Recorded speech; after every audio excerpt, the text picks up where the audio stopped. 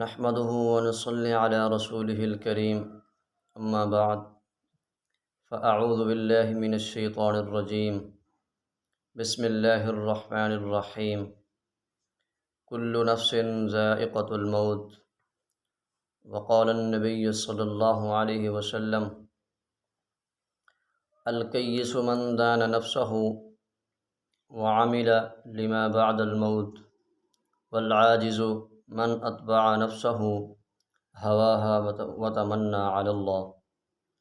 او كما قال علیہ الصلاۃ والسلام۔ دنیا میں ہر چیز کے متعلق ہر انسان کو کسی نہ کسی چیز پر اختلاف ہے، لیکن موت ایک ایسا اٹل فیصلہ ہے، اس میں کوئی آدمی موت کے متعلق اختلاف نہیں کر سکتا۔ ہر آدمی یہ سمجھتا ہے اور ہر آدمی جانتا ہے کہ ایک نہ ایک دن میں نے اس دنیا سے جانا ہے اور میرا فیصلہ ہو چکا ہے کہ میں نے کب جانا ہے، اور یہ مجھے معلوم نہیں، جانا بہرحال ضرور ہے، کیونکہ یہ زندگی جو دنیا کی عارضی زندگی ہے یہ بہت کم ہے، بہت چھوٹی سی ہے، اور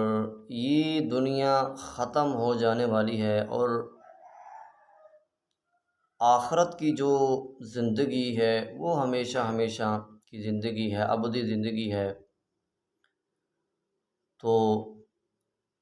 وہاں قیامت میں جو آدمی بھی کامیاب ہو گیا وہ ہمیشہ کے لیے کامیاب ہو گیا، اور وہاں پر جو آدمی ناکام ہو گیا تو وہ پھر ہمیشہ ہمیشہ کے لیے ناکام ہو گیا۔ اللہ تعالیٰ سے دعا ہے کہ اللہ تعالیٰ ہمیں دنیا آخرت کی کامیابی نصیب فرمائے، اور ہمارے ایمان کو اللہ تعالیٰ سلامتی کے ساتھ، عافیت کے ساتھ اس کو ہمیں بچانے کی توفیق عطا فرمائے۔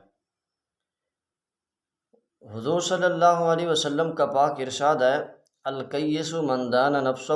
وعمل لما بعد الموت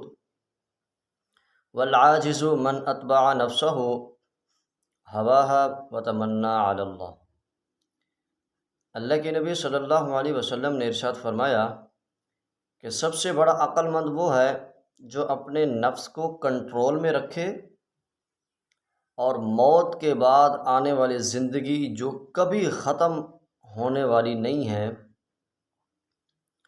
اس کی تیاری کرے، اور بے وقوف ہے وہ شخص جو اپنے نفس کی اتباع کرے اور اللہ تعالیٰ پر لمبی لمبی امیدیں باندھے کہ بھائی اللہ غفور الرحیم ہے، وہ معاف کر دے گا۔ حاضرین محترم، میرے سامعین، حدیث میں آتا ہے کہ قبر آخرت کی پہلی سیڑھی ہے، جو شخص اس میں کامیاب ہو گیا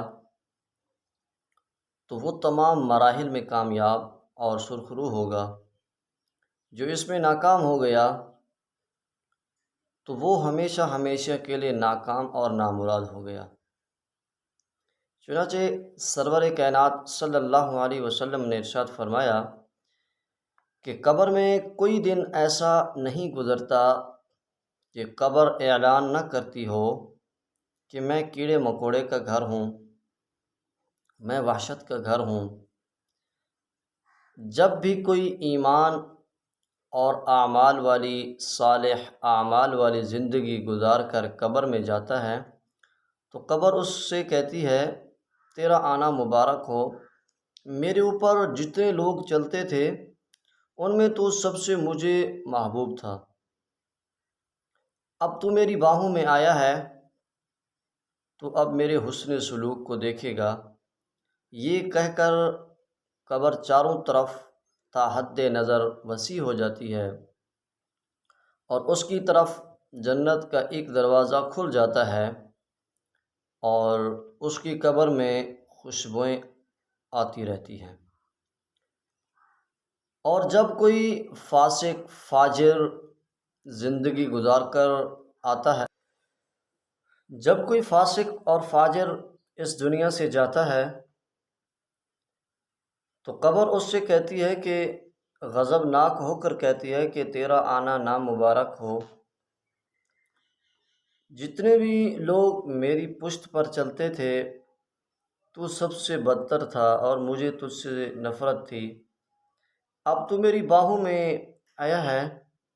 اب تو میرا برا سلوک بھی دیکھے گا۔ یہ کہہ کر قبر دونوں کنارے اس کے اس طرح قبر کے مل جاتے ہیں کہ اس کی دونوں پسلیاں آپس کے اندر مل جاتی ہیں، گھس جاتی ہیں، اور اس کے قبر پر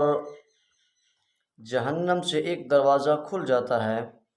اور اس پر مختلف قسم کے سانپ بچھو مسلط ہو جاتے ہیں۔ سامعین محترم، قبر سے خلاصی اسی کو ملے گی، نجات اسی کو ملے گی جس کے عمل صالح ہوں گے۔ وہاں پر نہ تو حسب چلتا ہے نہ تو نسب چلتا ہے کہ بھئی آپ کون تھے، کیا کرتے تھے، کون سے وڈیرے کے کیا لگتے تھے آپ۔ وہاں پر قبر میں صرف